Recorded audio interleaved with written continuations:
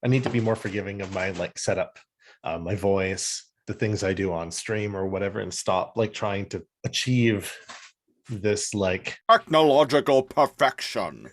Yes. I mean, yeah. Too much energy. Hooray! You're Silverbolt.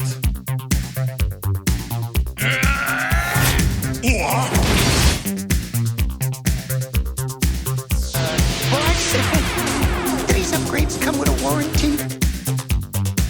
Blah blah blah blah. Beast Wars once and for all. Cheetor, what have you done?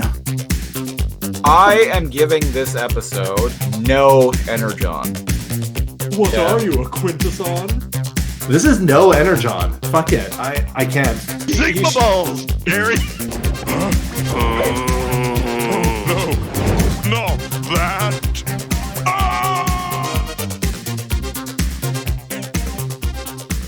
Good evening, Plantbots. Welcome to episode 80 of Too Much Energon, the weekly podcast where we talk about Beast Wars shit and talk shit about Beast Wars, coming to you live from a mysterious floating mountain or floating head somewhere on planet Energon or planet Megatron.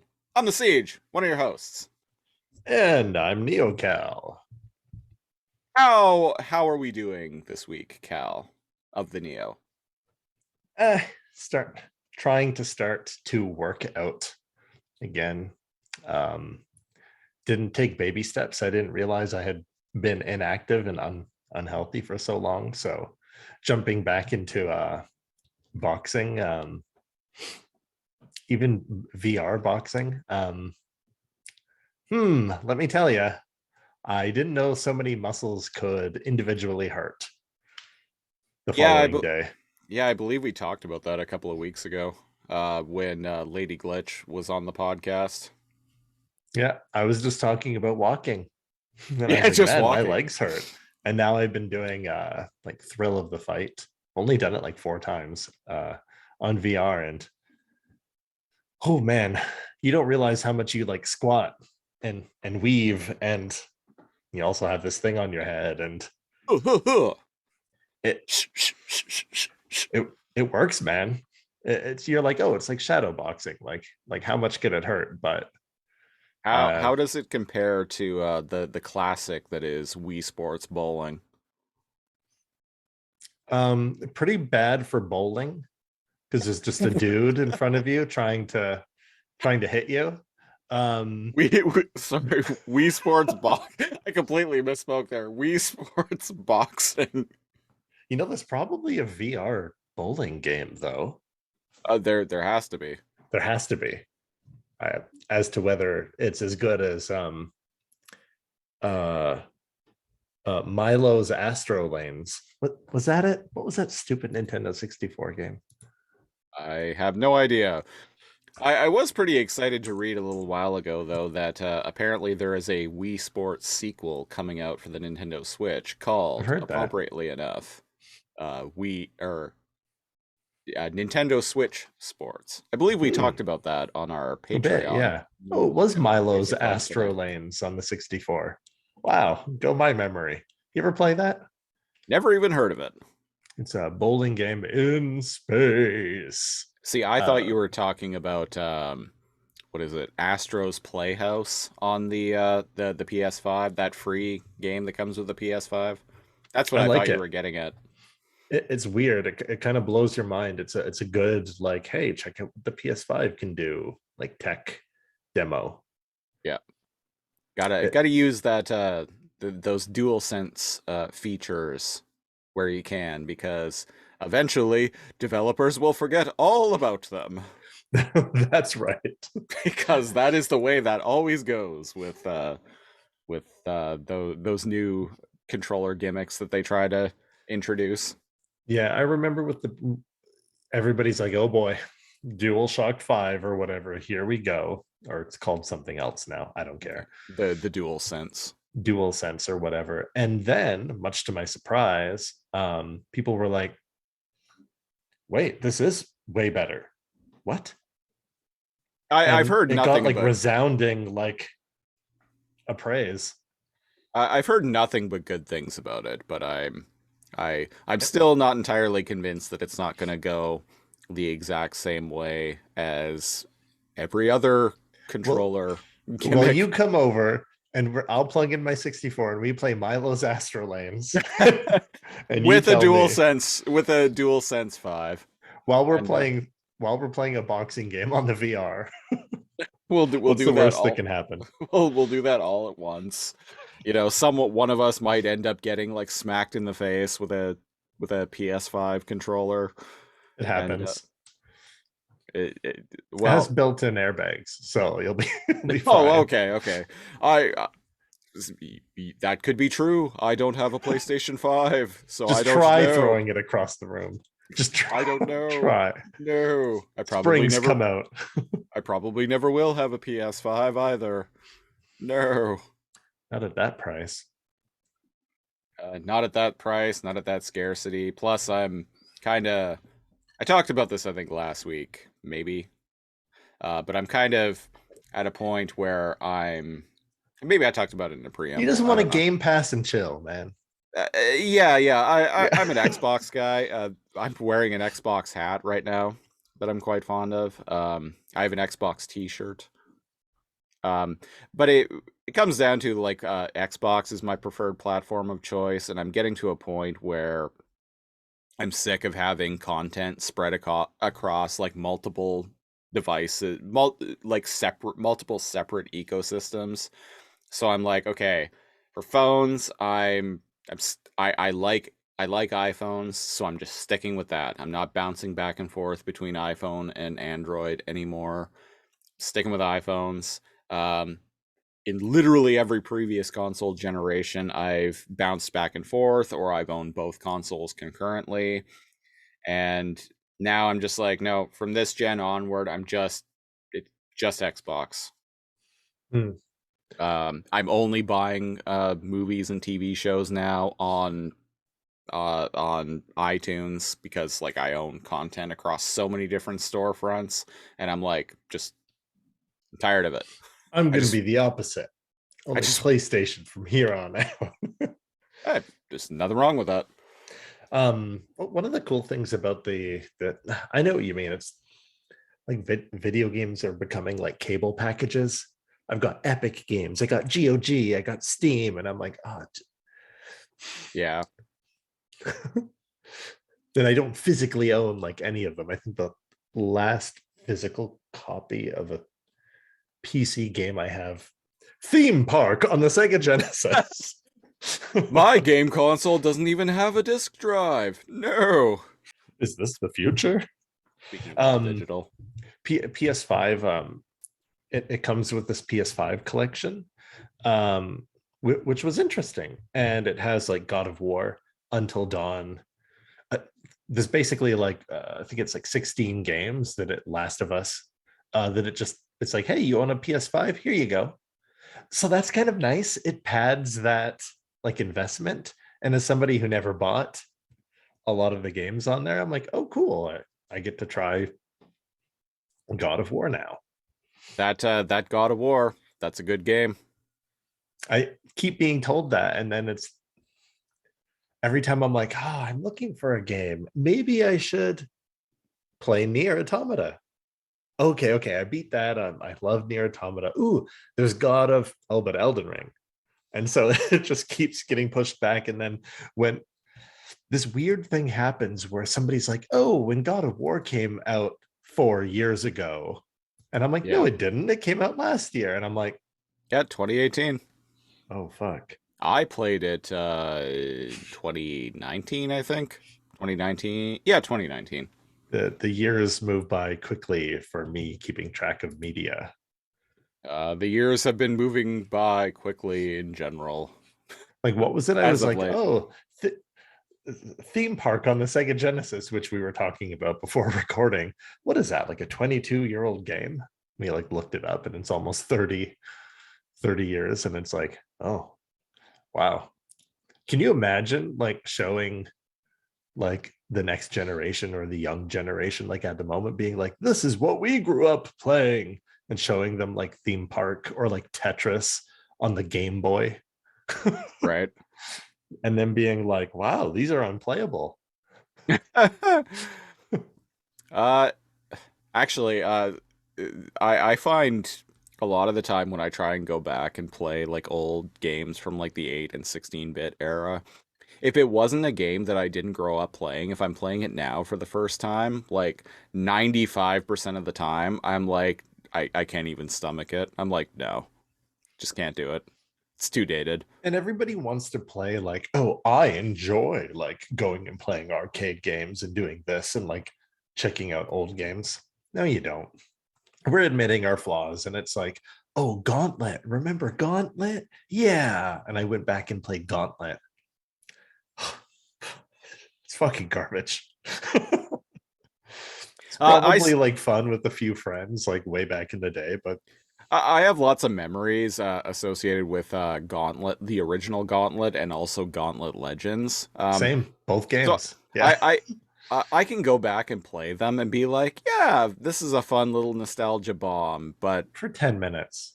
exactly that's where I was going with that for like 10 minutes, and then I'm like, oh, okay, I'm gonna turn this off now and go Wow. go I play can't believe I beat something this else. multiple times. Yeah, it's some things don't necessarily age well. On the other hand, I played like Monkey Island, like Right. HD or something like that. Yeah, the Secret of Monkey Island Special Edition. I had that on Xbox Live Arcade on my 360 back in like 2009, 2010. Loved it. Shit's great. Yeah, so that is not true for all games, clearly. No, it's not. It definitely depends on the type of game, too. Those point and click adventure games, I find for the most part, if they're well made, they do age quite well. Hmm. And if like the jokes are timeless, right? And if they actually land.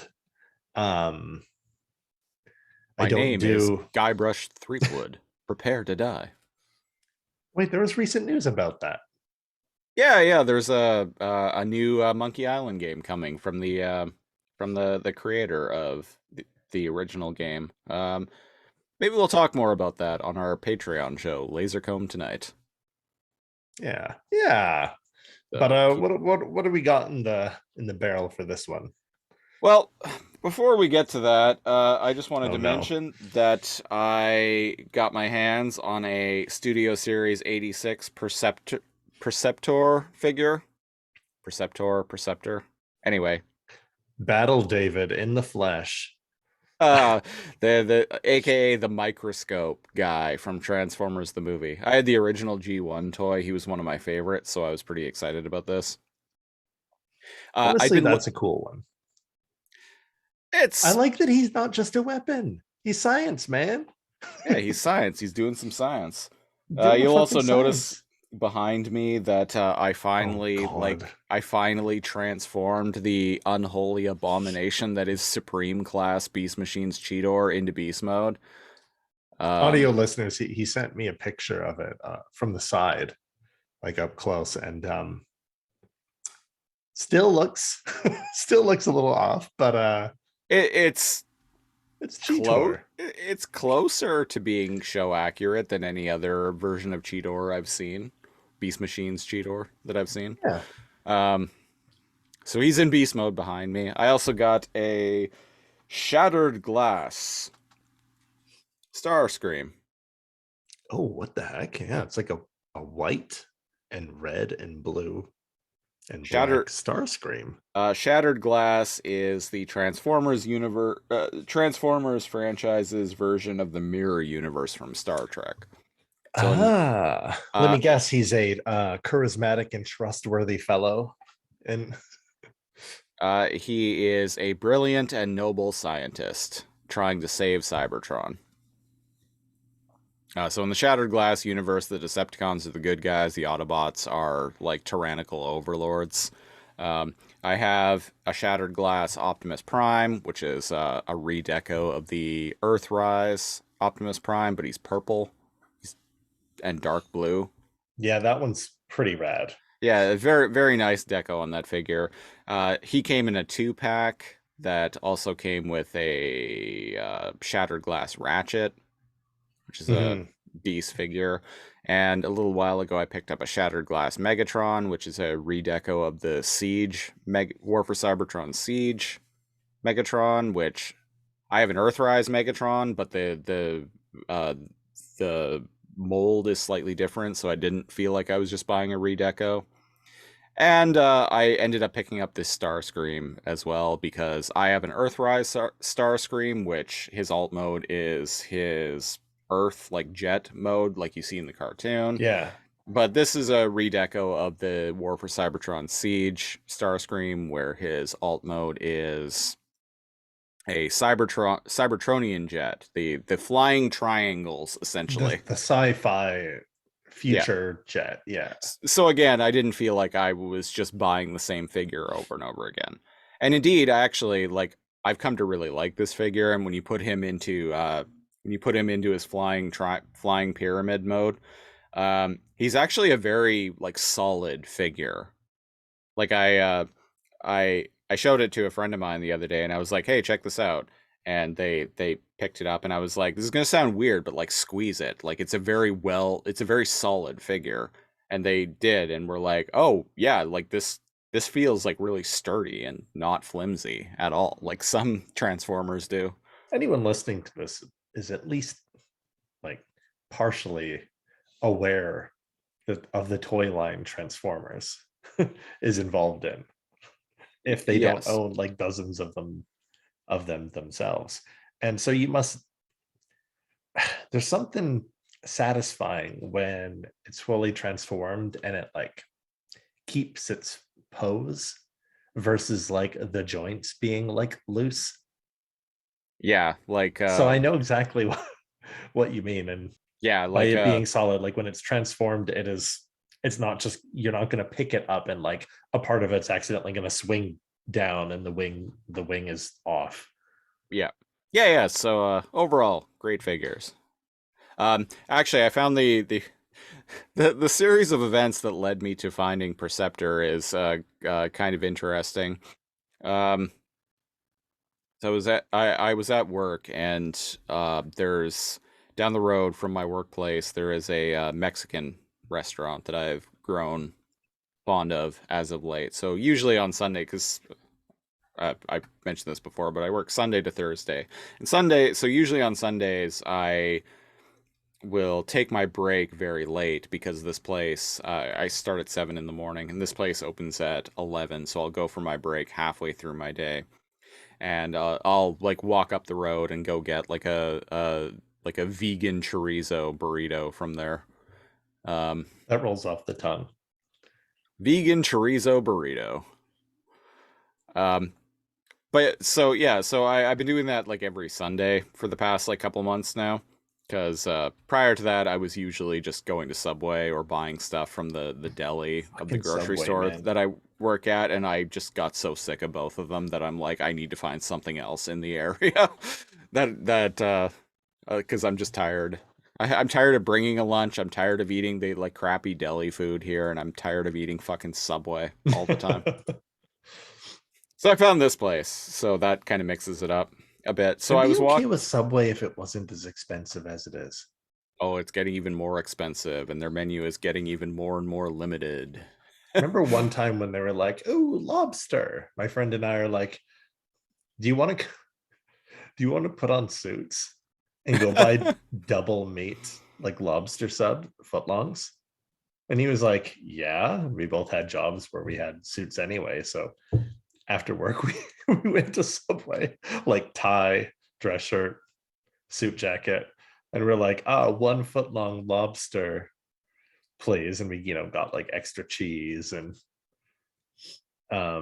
like I think avocado like makes it more expensive, and like got Yeah. double meat, which was another like $8 or something like that. So we had $25 like subs. We like took pictures of us like with like a fork and a knife, like, and plate. Joke's Eating on these you. stupid. They used imitation lobster. They also What's don't that? have. They also don't have the lobster subs anymore. Rip in peace. Rip Yeah, in what is pieces. that? What's that? Imitation crab fish called a haddock or I don't know. pollock? Pollock? Pollock, apparently. Um, Pollock fish. but anyway, so I was walking to this burrito place this past Sunday, and a fucking seagull shat all over, just like shat, like dive bombed, like shat all over my hat. You piece of shit. I was so mad. It's the hat that I'm wearing right now. And I was so mad because I just bought this fucking hat. Like, this happened this past Sunday. I just bought it the previous Wednesday. So I bought it like 4 days earlier. I was so fucking mad. Basically brand new, yeah. I bought it like 4 days earlier. I'd only worn it like twice. It cost me like $30. I was so mad. So I just like took my hat off and just like threw it in the trash right away. I'm like, I'm not fucking around with this. Oh, dude. I've got like It was like covered in disgusting green seagull shit. Like fair. I was on my break, so I'm like I'm not gonna carry around a like hat covered in like Oh, gross you're on your seagull shit. break. Yeah, so I just got mad and threw it away. So after work, I bought this hat at GameStop. So after work, I went and went back to GameStop to see if they had another one. Turns out they had one more. They had one left. So I bought it, and that's the one that I'm wearing right now. I replaced the hat. But also, while I was there, I found Perceptor, which was a figure that I had been looking for a while. Someone had told me, Lady Glitch, my partner, Lady Glitch, had told me, she's been on a couple of episodes of this show. She had told me, she's like, oh, they say it's good luck when that happens. And I'm like, well, I guess remains to be seen. But later that day, I went to GameStop to replace the shat upon hat, and what happened? I found a transformer that I'd been looking for the past couple of months, quite completely by random. So I'm like, all right, maybe. It's an expensive good luck, but It's expensive good luck, but I got there. Anyway, speaking of getting there, this is episode 80 of Too Much Energon, and this week we are talking about the what is it? oh, it's another 3-part, right? There was a 3-part, a Yeah, single episode, and a 3-part. and another three-parter, another trilogy. Endgame, part 1. Magnum opus. This is episode 24 overall of Beast Machines. Endgame, part 1, The Downward Spiral. It originally aired on November 4th, 2000. And the episode opens with Megatron and the Vehicons mobilizing. A bunch of Vehicons, like they're getting ready for war, getting ready to rock the vote. They Or- are. Or not rock the vote. I don't know. I don't even So know what I'm saying. Vehicons do a bunch of Vehicon bullshit. Vehicons do a bunch of Vehicon bullshit. And Megatron. Where's he getting them, and how's he controlling them? Wasn't he controlling them through the head, the Megahead? Which is now Maximal HQ, listeners. Well, we haven't been. It is, but we talked about this last episode because you notice all the Vehicon drones are all Strika and Obsidian and Thrust drones.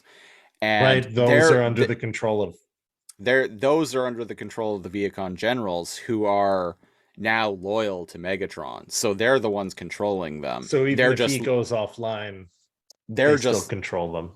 They still control them, but they're now listening to they're actually like by choice allied with and listening to Megatron. Now, in my head, yes, if I was a great general and I had to side beside an evil like wizard and like Maximals who genuinely want to like restore balance and do good and don't believe in tyranny and want everybody to have free will, and I claim that I have Cybertron's best interest in heart, I wouldn't choose Megatron here, especially after he's been reduced to a diagnostic drone body. So I which kind of he doubt their strategic genius maybe lately. yeah, you know what, though, but maybe their time serving under Megatron, maybe they're just swayed to his cause at this point. They're indoctrinated. Corrupted, Yeah. reprogrammed them, indoctrinated. There you go. That I was gonna ask that. Yeah, it's like, well, they're clearly not of sound mind, kind of like how Rhinox wasn't. Yeah.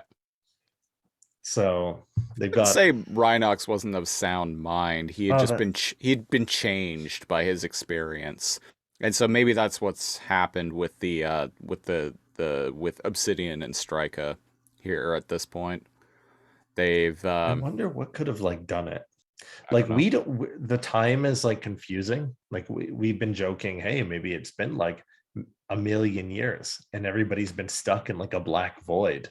And that's why they're like crazy. And the Maximals are normal because they just got here. Well, yeah, like we actually don't have no idea how long because Megatron, when he was on the Autobot shuttle in like transwarp space, broke free, and that let him arrive at Cybertron much sooner than the other Maximals, but we don't know how long that Enough to completely like take over and enough to completely take over. So presumably it's been a really long time, but we don't know how long exactly. 5 years, 5,000, Yeah, several hundred, who knows?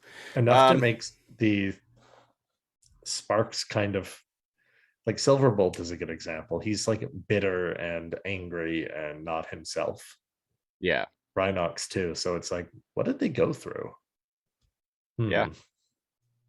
I'm Philosophical sure questions will all be answered at the end I'm of these sure machines. I'm sure any and all of these questions that we are going to have over the course of the next couple of episodes will be answered Yeah, in satisfactory fashion. definitely. But anyway, speaking of Megatron being in a like rinky-dinky diagnostic drone body, he is all like, "Oh, curse this useless body that I have. I need an upgrade, but I don't have time to design a new body from the ground up. I'll have to use existing schematics. Oh, yes, I found the perfect one."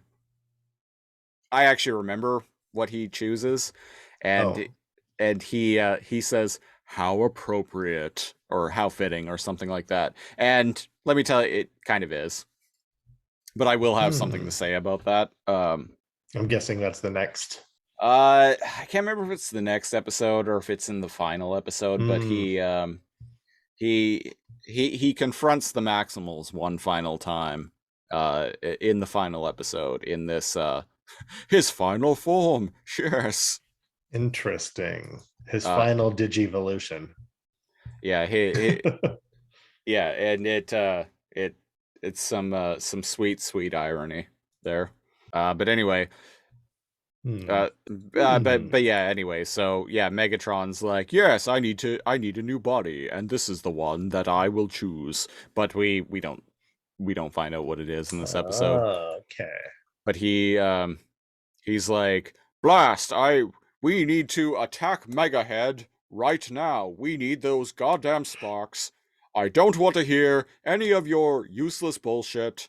I don't want to hear any excuses. I want none of that. No! Attack my head, damn it." No ifs, ands, or buts.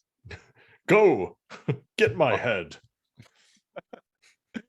And so inside Megahead, the Maximals are chilling out, and And plant plant lady is like looking a little translucent. yeah, a little bit. Um, but we find out through some dialogue that the weaponry on Megahead is tied to Megatron's energy signature. So they can't use the weapons on Megahead. They can live there, they can fly around, they can raise the shield, but they can't use the weaponry at all. And so Fingerprint password. retina scanner, that kind of bullshit. And so I think it's Night Scream is like, well, let's just let the sparks out then. And Silverbolt Silverbolt. Yeah.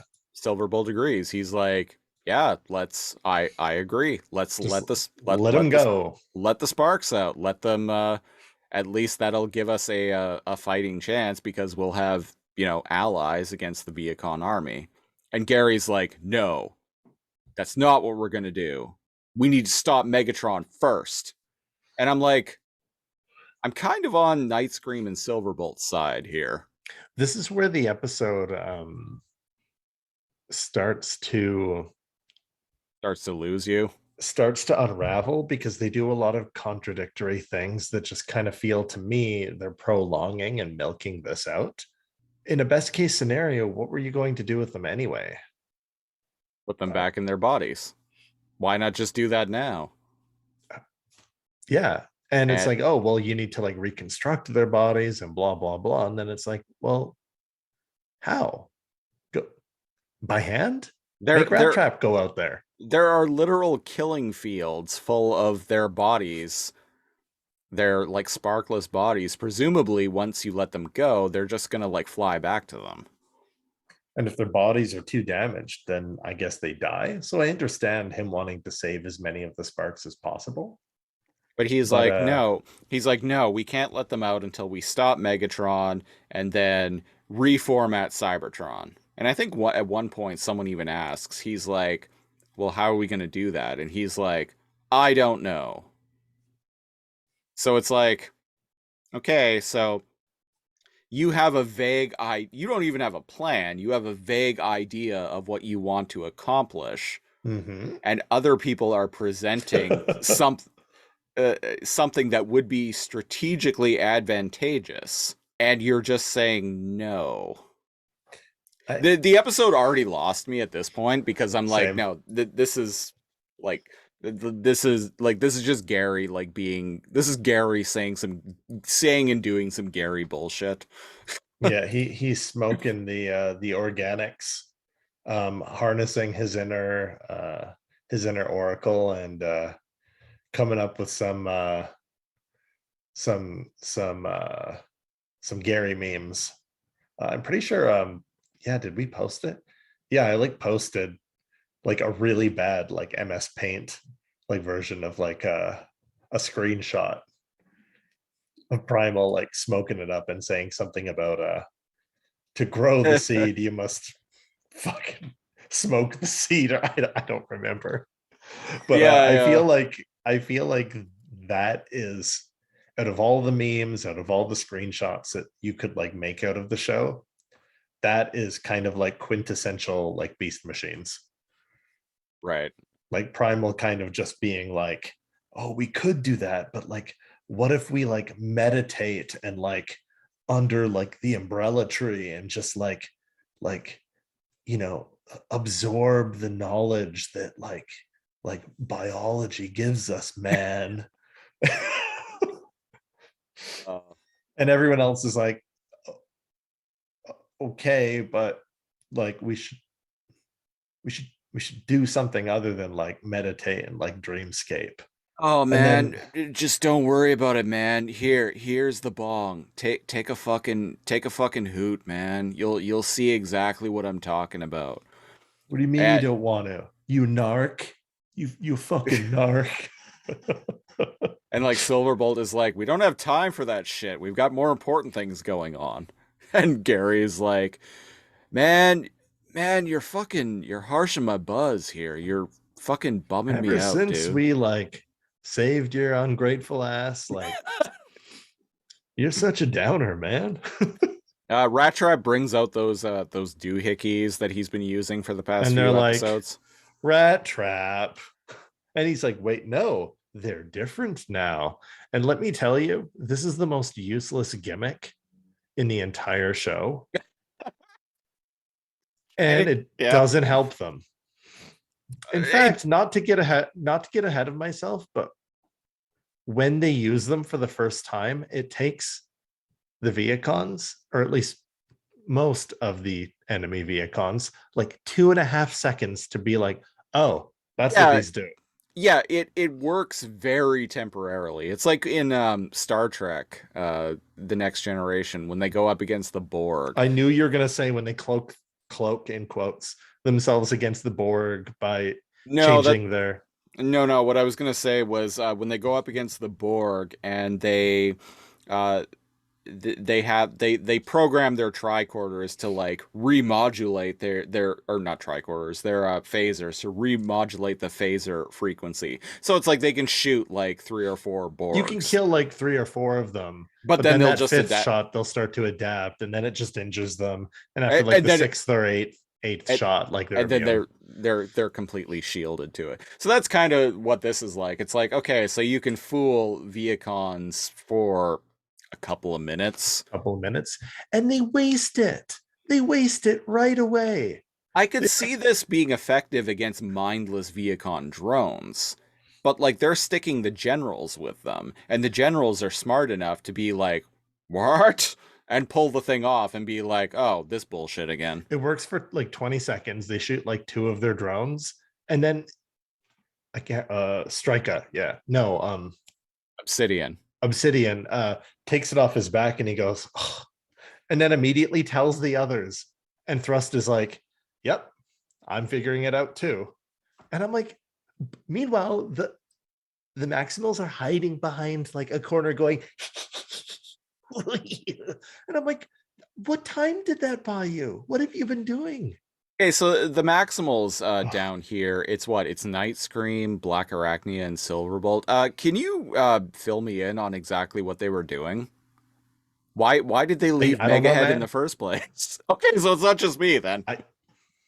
I just freaking watched this episode and I'm like, I'm gonna need Christopher to explain No, this stupid ass. when I was watching, I'm like, why the fuck did they even leave Megahead in the first place? I don't understand. It's like you guys are holed up in Megahead. We established that you have a shield to protect you. You can't fight back, but you're protected at least for a certain amount of time against enemy bombardment. And you have all the sparks. So like why but Rat Trap is like, hey, I got these doohickeys, I upgraded them. So now they make people hallucinate. So basically, they're like, "Oh, genius, Rat Trap! You combined the." Oh, I got ahead of myself. He combined his tracker disruptors with holotape technology. So Yep. when you put it on people and you put multiples on other people, you could change it so they look like other Transformers. Yeah. So the shtick here is that it makes the Vehicons think that other Vehicons are the Maximals. And the first time they use them, they stick one on the back of a few. Stick one on the back of Obsidian, and a few of his like, what are they like? Vehicon helicopter. His drones. His drones. And then they go run and hide, and it's like, if you could sneak up on Obsidian, shouldn't you have just taken him out? Yeah. And it's like, oh, they're Maximals, they don't kill. And it's like, okay, I get that. But like, you have tasers and stuff. It's shown that you have disabled them temporarily. Night Scream's freaking like vampire thing. So instead, they literally, like, this is a Looney Tunes episode. They sneak up, they put all these things on all the drones and Obsidian, and then go and like peek from behind the wall as it's happening. And the goal, this is what Primal said on the Megahead. He's like, go buy us some time. Okay. That's it. I'm rewatching it now. It's okay. Like, go buy us some time. And it's like, did that? Did it? Or are they just fucking around? They're just fucking around. Like, okay, they have that that's a trick. That's like an ace in the sleeve, and the enemy finds it out right away. Like, actually, like 15 seconds in. Right. And so I'm like, and then 5 more minutes goes by, and 5 more minutes goes by, and that's the shtick for like 3 like quarters of the episode, man. They run, they put these things on them. Oh, and then what's the other plot? The other plot is Botanica needs to juice up. So because Botanica this episode sucks, so we can just like blow through it. So it's bad. Botanica's like, water, so thirsty. Yeah, so Botanica is like starting to fade out. She's like a character in Reboot who's been hit with a magnet on their head. She's going translucent. You could see her spark, but like something that's reminiscent of a nervous system, Right. faintly glowing as her outer body becomes more and more And she's getting weak. transparent. She's getting weaker and weaker, and they're like, "Oh, what's wrong with her?" And Rat Trap fills us in that because the shield is up, she's not connected to the planet's organic core. And so that's making her weak. And I'm like, that is not how organic life works, motherfuckers. Bruh. It's not like it's not like a fucking Wi-Fi signal that's being blocked here. Or is it? No, that's not how organic life works. And I figured this is what I figured because the shields are up. Oh, yeah. Did we even mention? Yeah. Okay. So they're going to play a defensive game, which pisses me off too, because they have shields around Megahead. So when all the drones come and attack Megahead, which they haven't done till now, I I guess they just put up the shields and they're acting defensively. They can't fire back. Well, they haven't done it yet because Megatron was gone, Yeah. if you recall. And now he's back. So immediately, as soon as he got back, and Obsidian and Strika are like, yes, we support, we're with you, Lord Megatron. So now he actually has the Vehicon armies, not under his direct control anymore, but following his lead. So immediately they started to mobilize against Megahead to try and get the sparks back. So and yes, so that's the part goal. makes They're sense. trying to get the sparks back, but he's like, "Oh, we'll destroy the Megahead if we have to." So Megatron is very all or nothing right now. It's like kill them all or get the sparks back, right? And I get that. Megatron even says like, "Oh, we'll just keep firing until their energy reserves, until the shield doesn't work anymore." Yeah, the shield won't last forever. And so I'm with Rat Trap's decision in this. He does something against Primal's orders in order to save Botanica. He attaches a little device to her and puts her in an escape pod. And the little device matches the little device basically does the like opposite of the like Star Trek phaser Borg thing, where it like temporarily like remodulates the frequency of the shield to allow this probe that he puts Botanica in to get through it, so she can go back and be like connected to the planet's organic core and again. that makes me think, what if she needs to be the earth, like the planet's magnetic energy, and with the shield up it blocks that magnetic. She's a plant though. And it literally shows her dig her roots into the ground and go, I'm alive. Yeah, so it's never shown that until now. Like she's been hanging out in the head, hasn't she? Or has she? I guess not. I don't know. I don't remember. I guess she's OP, but only on the ground. Yeah. Anyways, that's what Rat Trap does. But Megatron being himself, he's like, ooh, huh? And he goes over, and because the Maximals are dumb and didn't grab it and take it with them, Megatron finds this little device. Yeah, say what you want about Megatron, but like he is fucking brilliant. Like he's the only, and not in a like, haha, I'm going to like show you how smart I am by like revealing information that the viewer didn't know until now. I hate that. That's very badly written Sherlock Holmes kind of stuff. Yeah. I like that given the information presented, Megatron uses that same logic and turns it around. I think he's easily the best written character on the show, even though he's insane. Yeah, totally. Like, because he's intelligent and he's dangerous. So he figures out immediately like what this little doohickey does. So he radios his Vehicon generals and is like, listen up, boys. I want you to remodulate your phasers to this frequency right now. Yes. And so they do, and they start firing Yeah, right. he's like transmitting data now. And yeah, it works. They're able their energy That's some blasts. Star Trek bullshit. It is some Star Trek bullshit. And this is actually this stuff about the episode I actually like because it is Star Trek bullshit. Yeah, it was fine. I don't say that in a negative way. So yeah, because They were gonna lose anyway. Because what? They're just gonna keep the shields up until they run out of energy. Energon. Yeah. But this is more that dramatic. is some Stargate Atlantis bullshit right there. Just keeping the shield up as long as you can and hoping for the best. And then in the last minute, something's gonna turn the battle around. Yeah.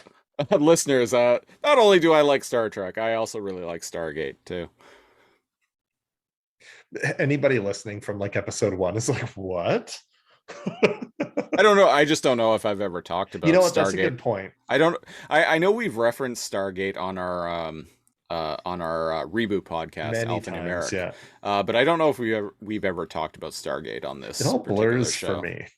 But yeah, on Too Much Energon, that's a good point. Yeah, and I try to make a point of not cross-pollinating jokes between shows as much as possible because, like, you know, like some listener, like that kind of leaves some listeners in the dark. And you don't want that. No, and you don't want that. So, like, if it comes up, I try to at least like add context and explain, like, hey, this is a joke from this other show that we do. Yada yada yada. But yeah, so I don't know if I've ever actually talked about Stargate on this show in particular, but yeah, I like Stargate. So yeah, leaving the shield up and just hoping for the best is very Stargate Atlantis.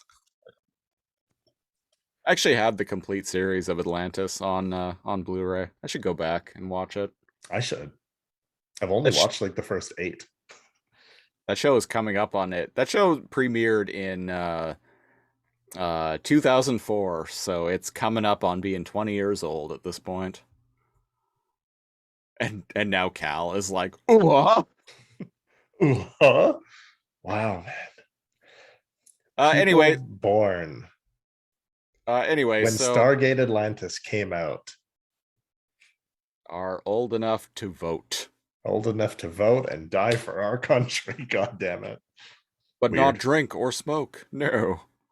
Yeah, figure that one out. Yeah, that's never made any sense to me. I this is a slight tangent, but I've always maintained that it should just be like 18 or 19. I don't care which at this point in my life, but it should be 18 or 19 for everything across the board. Yeah. Driving, adult entertainment, dying for your country, buying a gun, alcohol, just you're an adult. Go. Yeah. Yeah, the fact that it's like this, like varying different ages depending on what it is, I'm like, no, that's stupid. Yeah, it's really weird that you can like go and serve like a what's it called, a certain amount of time when you spend in another tour. A tour. Yeah, yeah. Go serve like a tour for like the military and like come back and you're still not drinking age. Yeah. So you trust me to go over and like die and like kill? You trust me to go and kill for you, but you won't let me have a fucking beer afterward? Like, no, that's bananas. It's very bananas. Yeah. Like you said, 18, 19, whatever, make up your mind and you're an adult. Have at it. Yeah, 18, 19, 20, 21. Again, at this point in my life, I don't care what it is, what the number is. Just make it the same number across the board. Please. Yeah, so let our boy Cheetor drink. Like he's been serving like the Maximal military for like 2 years, and this guy can't go to a bar and get a Energon shake. Right. So to move on and start wrapping this up, because wow, this episode sucks. Yeah, so Megatron transmits this signal that lets the Vehicon drones like fire directly through the shield. And they blast the fuck out of Megahead. And Megahead goes down in actually quite spectacular fashion. Like I I really like this is like I dug the episode from here on out. Oh, the last The last like 80 5 minutes. seconds. Like, Five, five few minutes or minutes. so. Yeah, you're right. You're right. The last few minutes of the episode are actually pretty good. You're right. It's the last. Let me tell you, the last few minutes are the only thing that is saving this episode from the fabled no Energon rating for me. Oh, we don't we don't talk about no Energon. We don't talk. Actually, the same though. Like I was like, This episode was happens. close. It's bad, yeah. This episode was close. But the last few minutes, it's like emotional and impactful. Yeah, so Megahead goes down in spectacular fashion. Uh The sparks are fine though. well, Gary and Cheetor are like, Rat Trap, what the fuck did you do? And Rat Trap's like, oh, what I had to. But Rat Trap like does some like last minute shenanigans where he erects a stasis field around the spark chamber, so that at least with Megahead crashes that the sparks will be fine. Which I'm like, good on you, Rat Trap. At least like you done goofed, but like you're at least you're at least trying to I think he did the right thing because they were going to get through the shield anyway. You could argue that the Maximals could have figured something else out. Like you said, pulled a Stargate Atlantis. They could have pulled a Stargate Atlantis. We're just like held the shields up as long as possible and just hope that like they could pull a rabbit out of their ass. Alas. And alas, we'll never know. No. And yeah. So Megahead crashes. Sparks are fine. Yeah, the sparks are fine, and the ending dialogue is good. He's like, "You did what you had to." Like I know that, so it's like, oh, there's no drama there. Like Primal is immediately like, no, you did the right thing. Which was like, a weird kind of 180 because he was pissed at Rat Trap a couple of scenes ago. He lets things go, man. Like, maybe just after they crashed, he like took another bong hoot and he was got like, some clarity. All right, nobody tensed up during impact, huh? We all good? All right, anybody get the number of that bus? And yeah, what's the end dialogue is like, well, I'm gonna do everything in my arsenal to defend the sparks. So we're kind of at like a last stand situation, and I'm like, Gary, like I don't know what they're gonna do. Gary is very much in a Doctor Strange, we're in the Endgame now type attitude. Yeah. And appropriately this and episode they're separated, right? Because it's just him, Primal, Cheetor, Rat Trap, in Megahead, and underground, Night Scream, Silverbolt, Botanica, and Black Arachnia. Yeah. So the only good part of this episode is the setup for the next episode. Well, we'll see how that turns out. Anyway, that was the 24th episode of Beast Machines. Here on Too Much Energon, we rate episodes of Beast Wars, Beast Machines, Beast Wars comics, Beast Wars board games, episodes of Transformers animated, whatever the fuck we feel like talking about week in and week out. Beast Wars fan fiction. we might get there at some point. Stay tuned. Beast Wars. Your gracious host Siege himself wrote a Beast Wars Christmas jingle. Oh right, that is a thing. I did actually write that too.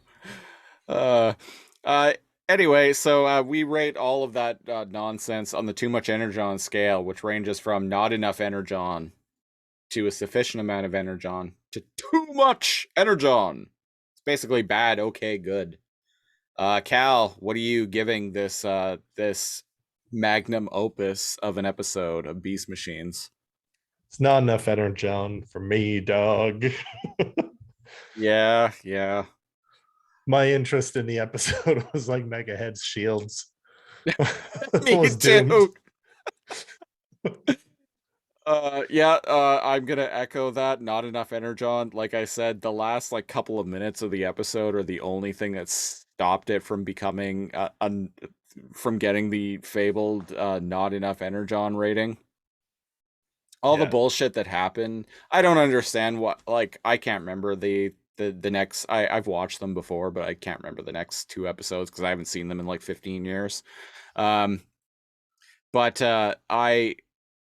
there's no way that this needed to be a three-parter. Like, all the bullshit that happens in this episode could have happened in like 5 minutes.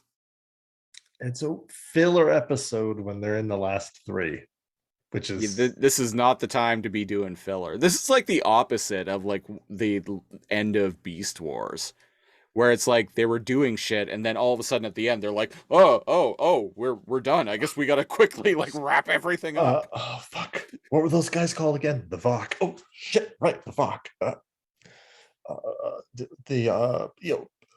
Possess the tiger and bird.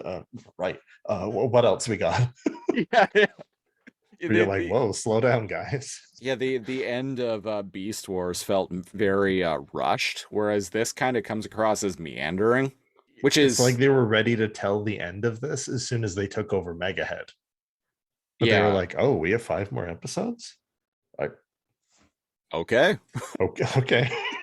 What do we do? okay. Gary says some Gary bullshit. Okay, Gary smokes the sweet organics. Rat Trap makes more inventions. Oh right, plant sex. What else we got? Yeah, Cheetor anime fruit ninjas. Yeah, we've done that. Blah blah blah. Beast Wars once and for all. blah blah Right. blah. Enter the dragon. Yeah. Anyway, well, that was episode 80 of Too Much Energon. Best way to support the show, go to patreon.com/lazorcomb, LAZORCOMB. We're starting to get the $5 and up tier. You get hours each and every week of bonus preamble audio of this and all the other podcasts we do week in and week out, where we kind of just shoot the shit before we actually start recording the show proper. You also get a monthly-ish commentary track and of a movie of our choosing and a bunch of other goodies. And at the $10 and up tier, you get our weekly-ish news and current events program, Lasercomb Tonight. You also get to pick a show for us to review a random episode of on our podcast, the Lasercomb Podcast. So go check that out. Patreon.com/Lasercomb. Follow us on Facebook, Facebook.com/Lasercomb, spelled the same way. You can follow the show proper on Twitter at Too Much Energon, or you can follow me at Lasercomb, spelled once again the exact same way. LAZORCOMB. Cal, you are on Twitter as well, yes? Word on the street is? The word on the street, the mean streets, the alleys of Galavarians, is that you can follow me at NeoCal on Twitter, NEO_KAL. Speaking of Galavarians, I talked about briefly mentioned Beast Wars comics. There is a currently running Beast Wars comic book from IDW Publishing. It's going to be coming to an end soon, but we have a separate podcast dedicated to that called Too Much GALAVAR. Go and check that out. That's a wild ride too, and that's current. Yeah, it's current. We just recorded. We fallen really behind on it. We were several months behind on it, but we actually just dropped a couple of new episodes of Too Much GALAVAR this past week. So, and they're really good. They were a lot of fun. I think it's some of our best content recently. So I'm gonna put a link to the Too Much GALAVAR feed in the description of this episode. So go check that show out if you want to hear us talk more about Beast Wars. That is not strictly strictly related to Beast Wars, the show, or Beast Machines. And find out who or what GALAVAR even is. Yes. And where he lives. And where he lives. It might be in an alleyway. Because the rental prices in Iacon City are completely insane right now. You know how many hot dogs, Energon dogs, are thrown away every day? We're referencing a joke from Too Much GALAVAR episode 6, so go check that one out specifically. That one was a absolute riot for us to record. We'll be back next week with episode 81 of Too Much Energon, where we will be talking about Endgame Part 2, When Legends Fall. Uh-oh. Legends of the Fall, even. Legends of the Fall with Anthony Hopkins and Brad Pitt. Is that about the Fountain of Youth? Or is that the one about bootlegging? Or both? It's set, I don't know, it was on like I watched it once like 25 years ago. It was set on like a farm or something. That's all I remember. Somebody goes to war. Yeah, there's a war in that. Yeah, I don't know. It's been forever since I've watched it. Anyway, we're gonna get out of here now. I have been one of your hosts, The Siege. And I am your other host, NeoCal. And until next week, I am just going to leave the shields up and hope the ZPM holds out and that the Wraith can't dial into the gate. But I am transformed. Beast Machine.